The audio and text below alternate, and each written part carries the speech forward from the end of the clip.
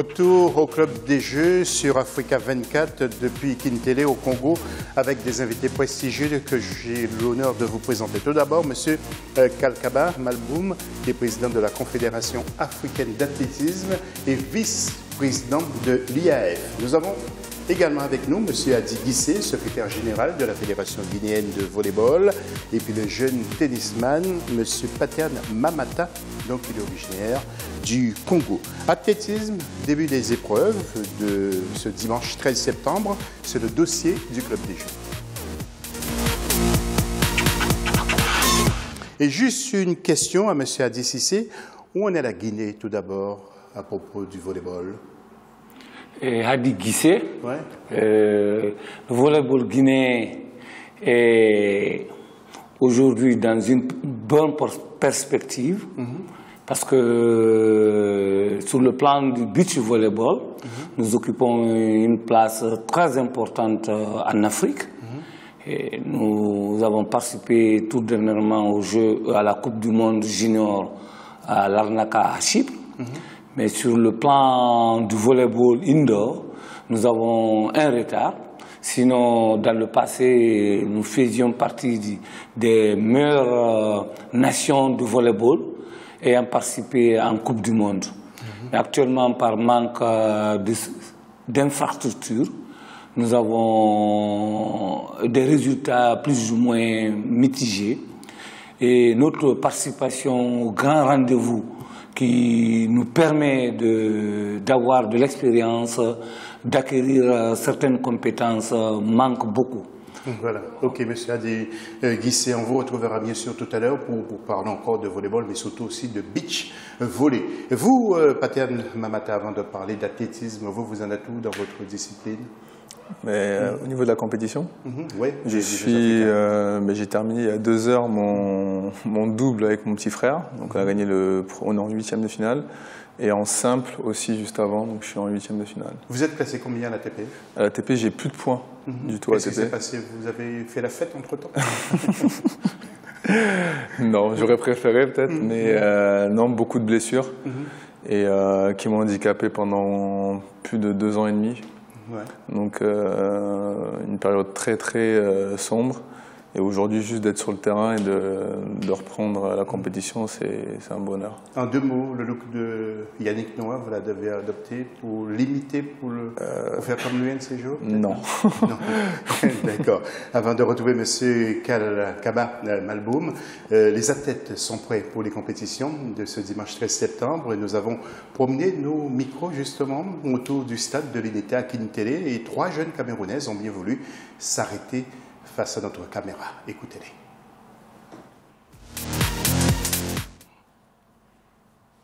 Les 3 jeunes athlètes camerounaises. Entraîné, je viens de Paris avec mon entraîneur Patricia Gérard. Donc on a fait des entraînements, on a suivi un programme. Et maintenant je suis avec l'entraîneur national au Cameroun, ça fait quasiment 1 mois. Donc tout se passe bien, on suit le programme, donc voilà, ça se passe bien. Les objectifs, bien sûr, comme tout le monde, battre déjà le record du Cameroun qui est de 10,98. C'est vrai que je suis encore un peu trop loin, mais ça c'est mon objectif en athlétisme. On a commencé le stage à Yaoundé, on tout ensemble, ça fait déjà presque 1 mois. Bon, on se prépare bien, on attend juste le jour J. Alors, Monsieur le Président, que revêt justement ces Jeux pour l'Afrique? Eh bien, c'est une étape importante pour les athlètes de pouvoir s'affirmer, parce que l'objectif final pour l'Olympiade, c'est les Jeux Olympiques de Rio 2016. Les Jeux africains constituent une étape importante. 1 an avant, chaque athlète essaie de faire le mieux qu'il puisse faire pour se réajuster, pour se mettre davantage en préparation. C'est pour ça que l'édition des Jeux de Brazzaville va connaître de grands noms d'athlétisme. Bon, bien sûr, il y aura aussi des absences. Ici, par exemple, nous avons un athlète comme Taoufik Mouloufi, le champion olympique d'Algérie. Nous avons Blessing Okokbar, l'une des meilleures sprinteuses africaines et mondiales aujourd'hui. Nous avons Marie-Josée Talou qui était en demi-finale à Beijing, ou Makwala du Botswana qui était en finale de 400 mètres, etc.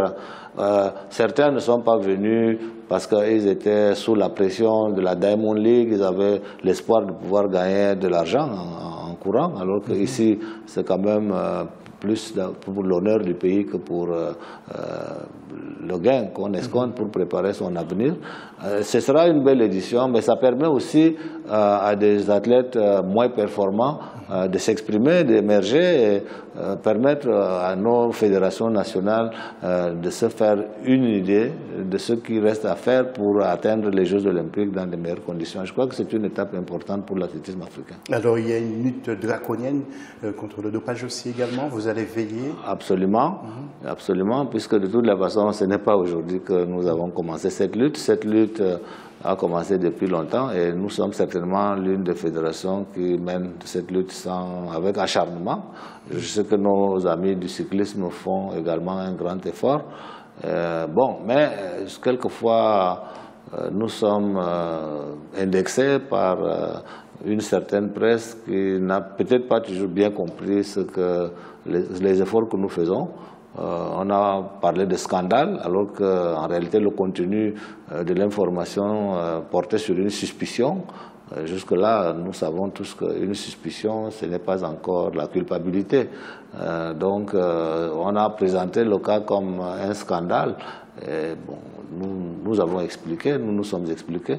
Nous continuons notre combat pour offrir un sport sans tricherie, sans dopage. Évidemment, nous sommes dans une société. Depuis le temps que nos États luttent contre les voleurs, contre les détourneurs de fonds, contre toutes sortes de malfaiteurs, il est évident que c'est difficile d'enrayer de manière absolue toutes les mauvaises intentions qui habitent l'homme. Mais au niveau de l'athlétisme, nous faisons tous les efforts pour que notre sport soit propre. Voilà, et puis justement, une confirmation avec M.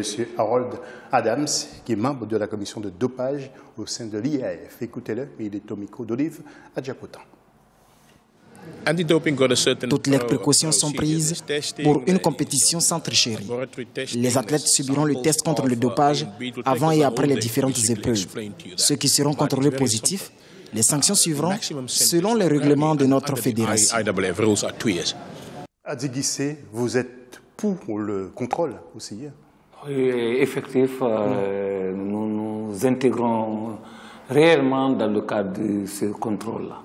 Oui, alors Pater, dans le tennis, on a laissé entendre quelquefois, il y a des tennisman qui surprennent. Je ne dirais pas qu'ils sont dopés, mais est-ce que vous aussi vous avez entendu ces bruits? Est-ce que vous n'êtes pas aussi impressionné par la performance quelquefois de certains tennisman? C'est vrai que c'est... Et tenniswoman aussi. Tenniswoman aussi. C'est vrai que c'est... Enfin, il y a des fois où on se pose pas mal de questions. Parce que le calendrier au niveau du tennis est extrêmement chargé. Et il y a beaucoup de sollicitations. Et bon, c'est pas... Je pense que dans tous les sports, il y a ce problème-là. Mais bon... C'est pas évident. Oui, c'est pas évident. Alors, Monsieur Malboum, pardon, Monsieur Diak est parti. Donc, c'est Sébastien Coe qui a pris le relais. Vous êtes vice-président. Qu'est-ce qu'il n'a pas eu le temps de faire et qu'est-ce que vous auriez voulu faire qu'il n'a pas fait?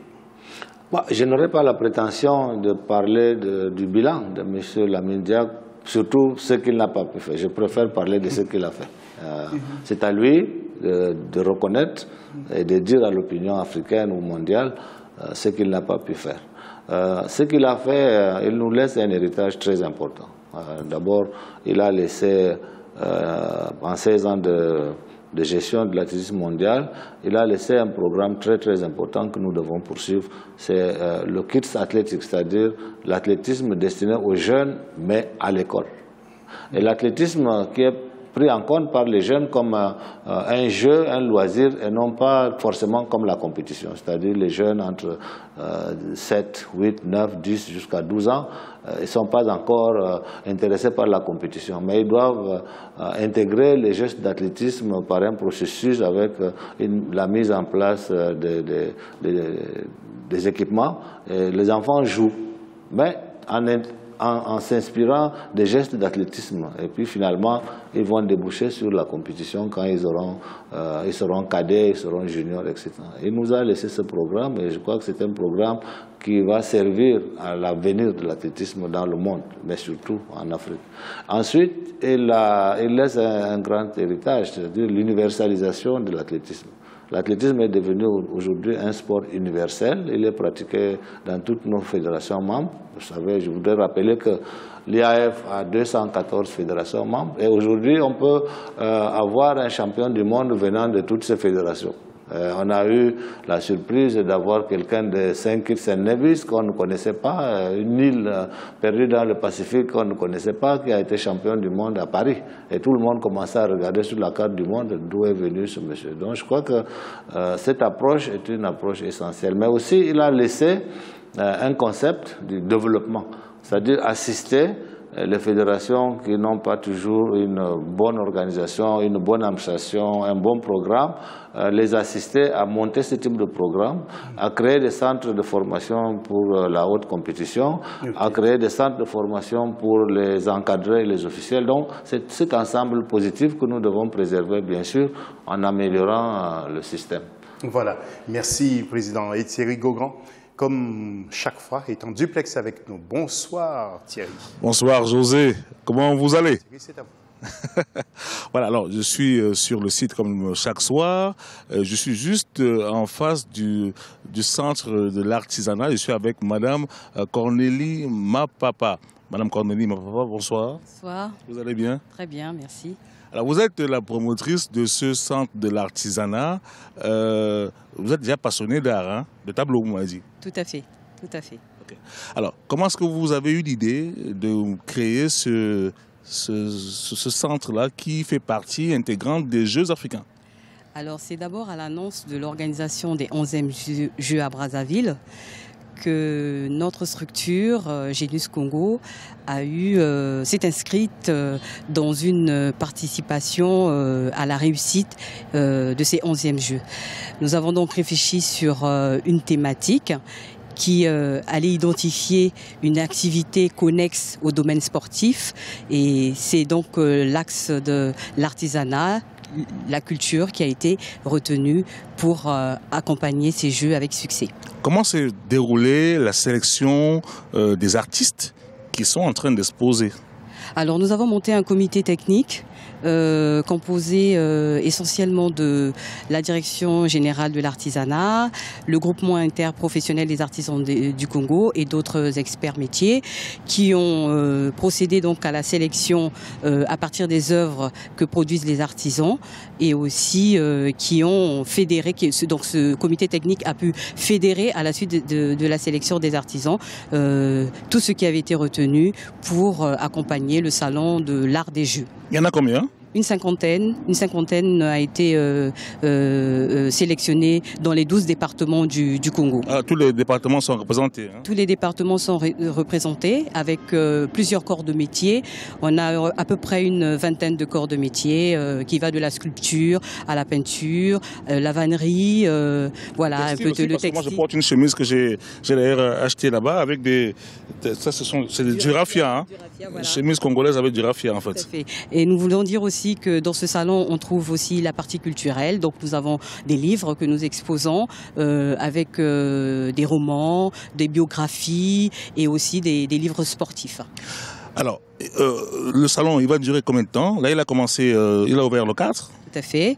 Il va durer jusqu'à la fin des Jeux, normalement. Et notre souhait ardent, c'est que cette activité se poursuive pour continuer à animer le site de Kintélé. Donc, est-ce qu'après les Jeux, vous avez un but de pérennisation de cette idée de salon de l'art congolais, finalement, hein? Tout à fait, on a un objectif. On veut pérenniser cette activité qui rencontre beaucoup de succès. Nous avons aussi un petit impact, non je dirais pas petit, un impact économique parce que nous gérons en ce moment les délégations étrangères qui viennent avec des devises. Donc nous sommes aussi une source d'entrée de devises et ça compte dans le maillon de la chaîne économique. Donc pérenniser l'activité serait profitable pour notre pays et surtout pour le site Kintélé. Pour terminer, madame, est-ce qu'il y a beaucoup d'athlètes, de ressortissants congolais étrangers qui viennent visiter votre stand, enfin votre salle d'exposition et de vente? Alors je dirais que la première semaine a été assez timide. Nous appelons tous les publics qui sont sur Brazzaville, sur le site de Kintélé, à venir nous voir. Il y a de très belles choses que nos exposants congolais fabriquent et ont exposées. C'est vrai qu'on a des fréquences, mais on aimerait que ça soit encore plus accru. Merci. José, c'est à toi l'antenne. Il faut pense à acheter une chemise. Ça, c'est du raffia africain. José Douglas. En tout cas, je vous promets, Thierry, que je présenterai un magazine en boubou. Je ne sais pas quand, mais je le ferai, car j'en cherche un précisément. À tout à l'heure pour la troisième partie de cette émission.